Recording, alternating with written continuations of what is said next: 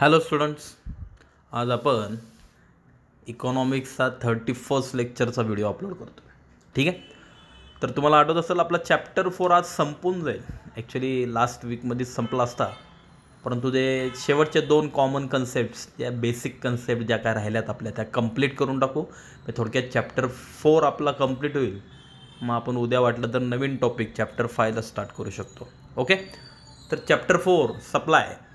परत बघा, हा चार्ट तुमचा लास्ट ट्यूजडेला आपण बघितला होता, बरोबर ना. व्हेरिएशन्स इन सप्लाय आणि चेंजेस इन सप्लाय, दोघांचा अर्थ एकच असतो. व्हेरिएशन्स इन सप्लाय म्हणजे सप्लायमध्ये जे बदल होतात, व्हेरिएशन्स म्हणजे बदलणे, आणि चेंजेस इन सप्लायचा अर्थसुद्धा तोच आहे, बरोबर ना. दोन्ही शब्द जरी दिसायला वेगळे असले, व्हेरिएशन्स आणि चेंजेस, दोघांचा अर्थ एकच आहे. मग व्हेरिएशन्स केव्हा म्हणायचं, चेंजेस केव्हा म्हणायचं, त्याचा मी जो काय एक्सप्लेनेशन होतं ते लास्ट वीकमध्ये झालं आपलं, बरोबर ना. आय थिंक लास्ट वीकमध्ये आपलं हे सुद्धा झालं होतं, एक्सपान्शन ऑफ सप्लाय आणि increase in supply. Expansion of supply म्हणजे काय, तर सप्लाय वाढणे, आणि इन्क्रीज इन सप्लाय म्हणजे काय, तर सप्लाय वाढणेच. दोघांचा अर्थ सप्लाय वाढणेच आहे. हां, फक्त फरक काय, एक्सपान्शन ऑफ सप्लाय, एक्सपान्शन केव्हा म्हणायचं, expansion of supply refers to more quantity supplied due to rise in price. Price वाढल्यामुळे जर तुमचा सप्लाय वाढत असेल तर त्याला एक्सपान्शन म्हणतात. कालपर्यंत तुमचं प्रोडक्ट 10 रुपयाला होतं, तुम्ही एक 10 वस्तू सप्लाय करायचा, पण आज तुमच्या प्रोडक्टची प्राईज वाढली, 10वरनं 11 रुपये झाली. मग प्राईज वाढली म्हणून तुम्ही काय केलं, चला जास्त पैसे कमवू म्हणून तुम्ही आज काय केलं, 10च्या ऐवजी 20 वस्तू विकायला काढल्या. दॅट मीन्स तुम्ही तुमचा सप्लाय वाढवला. का वाढवला, because of rise in price. Price वाढली म्हणून सप्लाय वाढत असेल तर त्याला एक्सपान्शन म्हणायचं. आणि इन्क्रीज इन सप्लाय म्हणजे काय, तर increase in supply refers to more quantity supplied due to favourable changes in other factors. इतर गोष्टींमुळं जर तुमचा सप्लाय वाढत असेल, प्राईस कॉन्स्टंट असते, प्राईसचा काही संबंध नाही, प्राईस सोडून इतर गोष्टींमुळं जर तुमचा सप्लाय वाढत असेल तर त्याला इन्क्रीज इन सप्लाय म्हणतात. म्हणजे फॉर एक्झाम्पल सॅनिटायझरचा आत्ता मार्केटमध्ये सप्लाय अचानक वाढलेला आहे. इतके दिवस मेडिकलमध्ये सॅनिटायझरच्या बॉटल थोड्याफारच असायच्या, कोण त्याला डिमांड पण करत नव्हतं. पण जसं कोरोना आलाय मार्केटमध्ये, कोरोना आल्यापासून साहजिक आहे सॅनिटायझरचा वापर वाढला आहे, डिमांड्स वाढला आहे, त्यामुळं सॅनिटायझरचा सप्लाय भरपूर दिसतो मेडिकलमध्ये. आजकाल तुम्ही गेला तर भरपूर प्रकारचे ब्रँड्स सॅनिटायझरचे तुम्हाला अवेलेबल दिसतात. म्हणजे सॅनिटायझरचा सप्लाय वाढला आहे, पण का वाढला आहे, कोरोनामुळं वाढला आहे, त्याला इन्क्रीज म्हणायचं. ओके.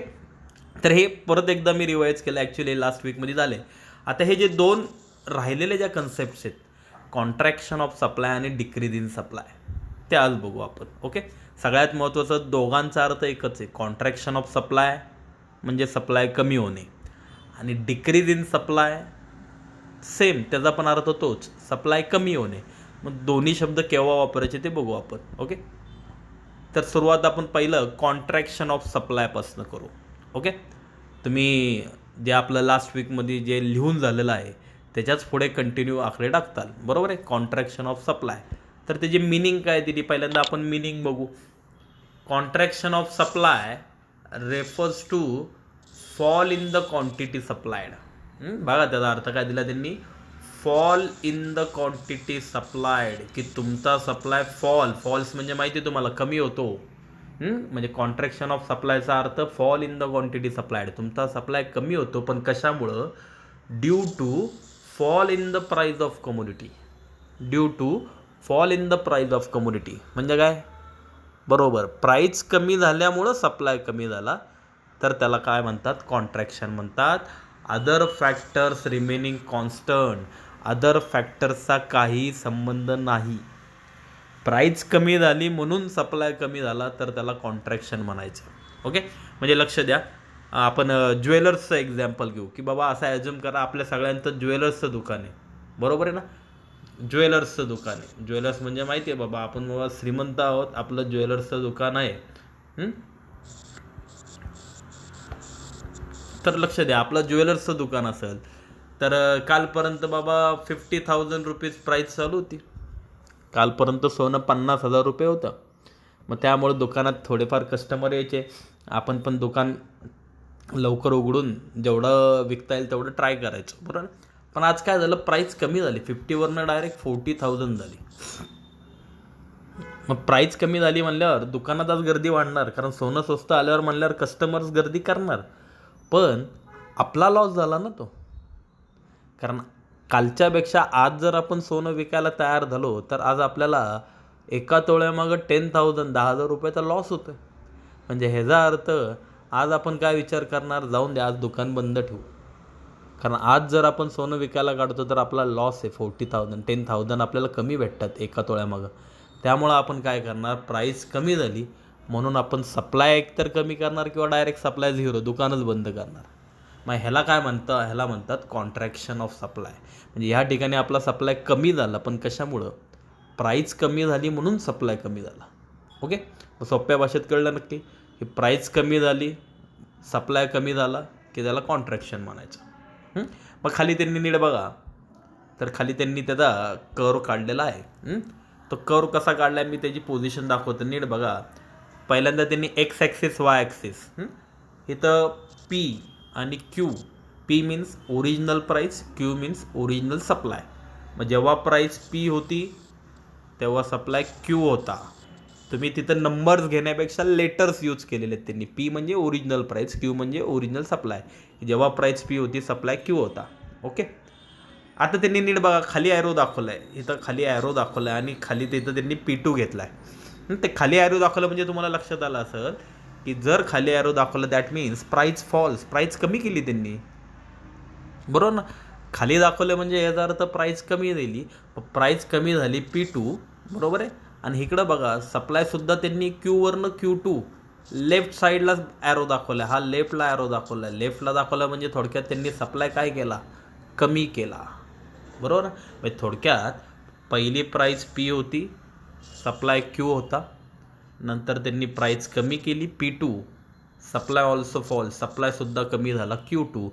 म्हणून तो second point P2 and Q2 दोघांना जॉईन करून त्यांनी सेकंड पॉईंट M, बरोबर आहे. असे त्यांनी पॉईंट्स काढलेले आहेत. म्हणजे तुम्हाला नक्की लक्षात झालं, हा फर्स्ट पॉईंट झाला P अँड Q आणि हा सेकंड पॉईंट झाला P2 Q2. ते second point P2 and Q2 join केला ना, त्याच्यावरनं कळलं मला की बाबा तुम्ही प्राईस पण कमी केली आहे, सप्लाय पण कमी केला. म्हणजे हा पहिला पॉईंट N, हा सेकंड पॉईंट M, आणि त्या दोघांना जॉईन करून जॉईनिंग देम टुगेदर आपल्याला कर्व भेटला. त्याला त्यांनी नाव दिलं SS. SS means supply curve. तो दिसताना नीट बघा, तुम्हाला तो कर्व दिसताना असं वाटेल सर अपवर्ड आहे, वर चाललाय, वर नाही चाललाय. नीट बघा, हा पॉईंट पहिला होता ना N आणि हा पॉईंट सेकंड आहे दुसरा. म्हणजे ह्याचा अर्थ तिथं बघा त्यांनी कर्वची पोझिशन दाखवली, खालच्या बाजूला बांध दाखवला, दॅट मीन्स डाऊनवर्ड पोझिशन आहे, बरोबर ना. आता बघा काय दिलं आहे in figure 4.7, quantity supplied is shown on the X axis, price is on the Y axis. सगळ्यात महत्त्वाचं मी मागच्या वेळेसच बोललेलो, कुठल्याही कर्वचं एक्सप्लेनेशन लिहिताना कुठल्या ॲक्सिसवर काय दाखवलं ते सांगा ना पहिलं. एक्स ॲक्सिसवर काय दाखवलं आपण, क्वांटिटी सप्लायड. वाय ॲक्सिसवर काय दाखवलं आपण, प्राईस. मग फर्स्ट सेंटेन्स तेच आहे, quantity supplied is shown on the X axis, price on the Y axis, बरोबर. पहिली लाईन तर निदान पाठ करायची गरज नाही ना, पहिली लाईन तर ते बघूनच लिहायचं. ओके, त्यानंतर एक्सप्लेनेशन द्या. काय दिलं बघा पुढचं वाक्य, क्वांटिटी सप्लायड फॉल्स, की तुमचा जो सप्लाय होता ना तो काय झाला आहे, फॉल्स, कमी झाला आहे. कुठून, फ्रॉम OQ टू OQ2. म्हणजे पहिला OQ होता तो आता OQ2वर आला आहे. तुम्ही ते झिरो आहे, तो ओ तुम्हाला ॲक्च्युली वाटते ना तो झिरो आहे किंवा ओ म्हणलं तरी चालेल. तो म्हणजे पहिला सप्लाय एवढा होता, OQ होता, आता तो OQ2 आला आहे. आणि same with a fall in price, हा सप्लाय केव्हा कमी झाला, with a fall in price. तुमची प्राईससुद्धा कमी झाली, फ्रॉम OP टू OP2. जशी तुमची प्राईस तिकडं कमी झाली, OPवरनं OP2वर आली, तसा तुमचा सप्लायसुद्धा कमी झाला, बरोबर आहे. त्यानंतर पुढं दिलं आहे रिझल्टिंग इन डाऊनवर्ड मुवमेंट. त्याचाच परिणाम काय झाला, रिझल्टिंग इन डाऊनवर्ड मुवमेंट. तुमची जी मुवमेंट आहे ती डाऊनवर्ड आली. का बरं? कारण पहिला पॉईंट एन वर आलता आणि दुसरा point M, second point M खाली आला, म्हणून त्यांनी ते सेंटेन्स लिहिलं आहे, resulting in downward movement from N to M on the same supply curve S S. एकाच कर्ववर दुसरा कर्व काढलेला नाही, एकच कर्व आहे एस एस, त्या एकाच कर्ववर डाऊनवर्ड मुवमेंट तिथे आलेली आहे. It is non as contraction of supply. त्यालाच कॉन्ट्रॅक्शन ऑफ सप्लाय तुम्ही म्हणू शकता. म्हणजे सोप्या भाषेत, हे झालं डिटेल एक्सप्लेनेशन, पण सोप्या भाषेत कॉन्ट्रॅक्शनचा अर्थ कळला तुम्हाला. कॉन्ट्रॅक्शन म्हणजे काय? तर सप्लाय कमी होणे. कॉन्ट्रॅक्शनचा अर्थ कळलं तुम्हाला. तर कॉन्ट्रॅक्शन म्हणजे काय? तर सप्लाय कमी होणे, पण कशामुळे? Fall in price. प्राईस कमी झाली म्हणून सप्लाय कमी झाला, तर त्याला कॉन्ट्रॅक्शन ऑफ सप्लाय म्हणायचं. नक्की कळलं? आता त्या पुढचा पार्ट बघू आपण, डिक्रीज इन सप्लाय. आता डिक्रीज ह्या शब्दाचा अर्थ तुम्हाला माहिती आहे. डिक्रीज म्हणजे काय? तोच अर्थ. डिक्रीज म्हणजे पण सप्लाय कमीच होणे. पण ह्याची डेफिनेशन काय दिली बघा. Decrease in supply refers to fall in the supply of a given commodity. तेच वाक्य बघा. डिक्रीज इन सप्लाय म्हणजे काय? Fall in the supply of given commodity. की एखाद्या वस्तूचा सप्लाय फॉल मीन्स कमी होणे, पण कशामुळे? Due to unfavourable changes in other factors. Unfavourable changes in other factors. Other फॅक्टर्समुळं जर तुमचा सप्लाय कमी होत असेल, सच ॲज अदर फॅक्टर्स म्हणजे कुठले?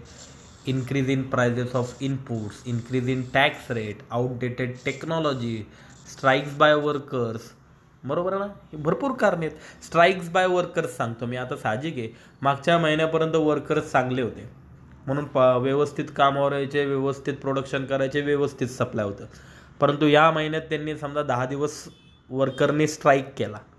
मग स्ट्राईक केल्यामुळं साहजिक आहे, ते 10 दिवस तुमचं काम बंद पडलं. बंद पडल्यामुळं 10 दिवसाचं प्रोडक्शन बुडालं. मग 10 दिवसाचं प्रोडक्शन बुडालं म्हणल्यावर मागच्या महिन्यापेक्षा या महिन्यात तुमचा सप्लाय काय असणार? कमी असणार.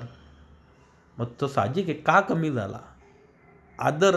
Other factor. स्ट्राईक केल्यामुळं तुमचा सप्लाय कमी झाला, त्याला डिक्रीज म्हणायचं. पुढं दिलं त्यांनी, व्हाईल प्राईज रिमेन कॉन्स्टंट. प्राईजचा मात्र काही संबंध नसतं.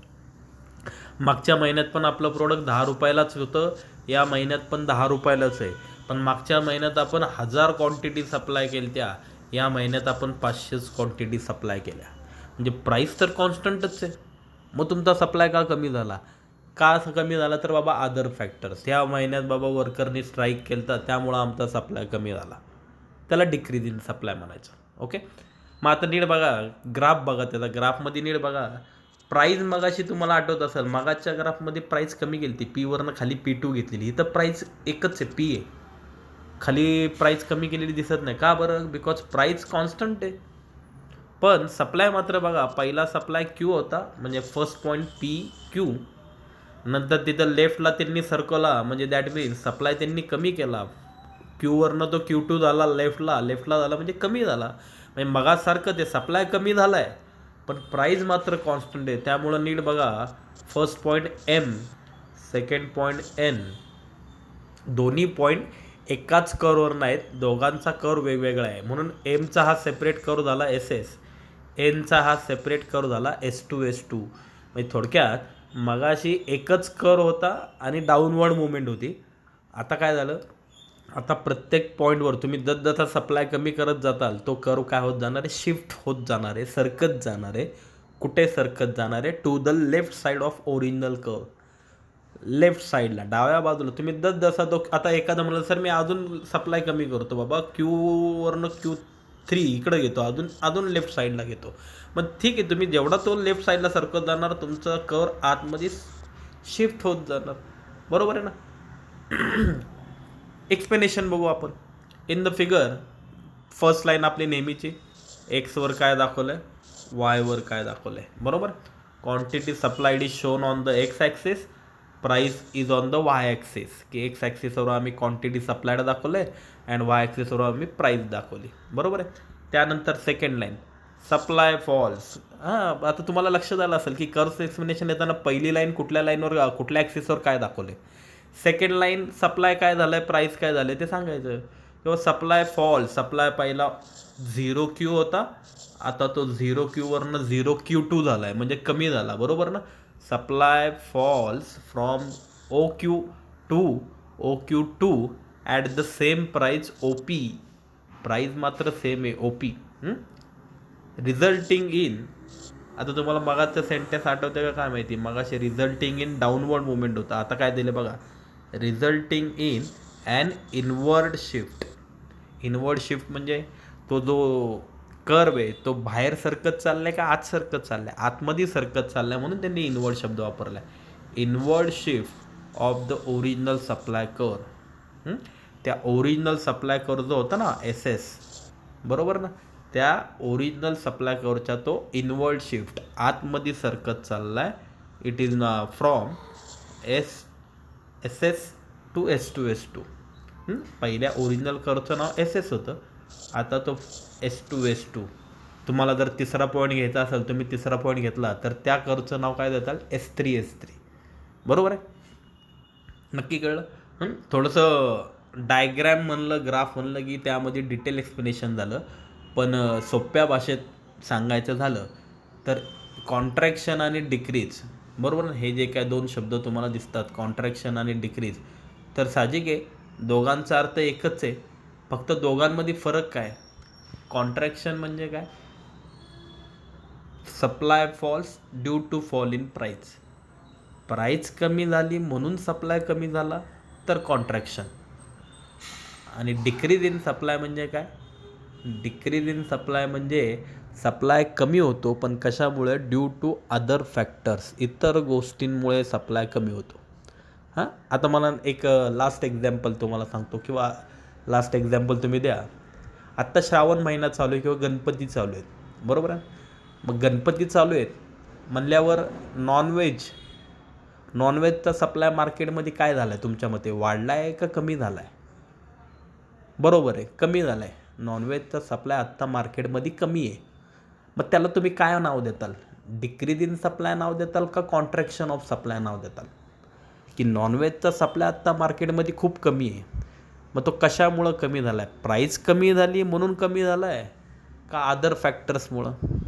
बरोबर, अदर फॅक्टर्समुळं. कारण आत्ता गणपती किंवा श्रावण महिना म्हणला तरी किंवा गणपती चालू आहेत, भरपूर जणांच्या घरी किंवा भरपूर माणसांच्या घरी ज्यांच्या किंवा जो काय बाबा एखादा पर्टिक्युलर कुठला समाज असेल तर साहजिक आहे या पिरियडमध्ये, सणांच्या पिरियडमध्ये शक्यतो नॉनव्हेज खात नाही. त्यामुळं आता नॉनव्हेजला डिमांड कमी आहे, डिमांड कमी म्हणून मार्केटमध्ये नॉनव्हेजचा सप्लाय पण कमी आहे. मग तो सप्लाय का कमी झाला, अदर फॅक्टरमुळं, गणपती आल्यामुळं तिथला सप्लाय कमी झाला, म्हणून त्याला आपण नाव देणार डिक्रीज इन सप्लाय. नॉनव्हेजच्या प्राईस जाऊन बघितलं तर तेवढंच आहे सर, गणपतीच्या अगोदर बाबा 200 रुपये किलो चिकन होतं, आता पण 200 रुपयेच आहे. प्राईस कुठं कमी झाली, प्राईस कमी नाही झाली, प्राईस तेवढीच आहे, पण बाबा सप्लाय का कमी झाला, तर गणपती आल्यामुळं सप्लाय कमी झाला, म्हणून त्याला डिक्रीज इन सप्लाय म्हणणार. नक्की कळलं. तर हे शब्द कॉन्ट्रॅक्शन, एक्सपान्शन, इन्क्रीज, डिक्रीज हे 4 शब्द आहेत. कुठला शब्द कधी वापरायचा हे व्यवस्थित डोकं लावून लक्षात ठेवा, ठीक आहे. तर हे झालेले जे काय 2 आज झाले, स्क्रीनवर बघा, कॉन्ट्रॅक्शन ऑफ सप्लाय हा एक स्क्रीनशॉट काढून घ्या, आणि डिक्रीज इन सप्लाय हा एक सेकंड स्क्रीनशॉट. तर हे जे काय 2 टाईप झाले ते ॲज इट इज आहे तसेच तुमच्या नोटबुकमध्ये लिहून काढा, होमवर्क मला सेंड करा. आजपासून आपण ग्रुप सेपरेट तुम्हाला दिसलं असेल की सेपरेट क्लासिफाय ग्रुप तयार केलेले आहेत, त्यामुळं प्रत्येकावर लक्ष ठेवणं सोपं आहे. त्यामुळे ज्यांचे ग्रुप्समध्ये भरपूर जण आजकाल होमवर्क सेंड करत नसतील तर तुमचा होमवर्क मला आला पाहिजे, ठीक आहे. तर तेवढं करून घ्या. Okay, bye.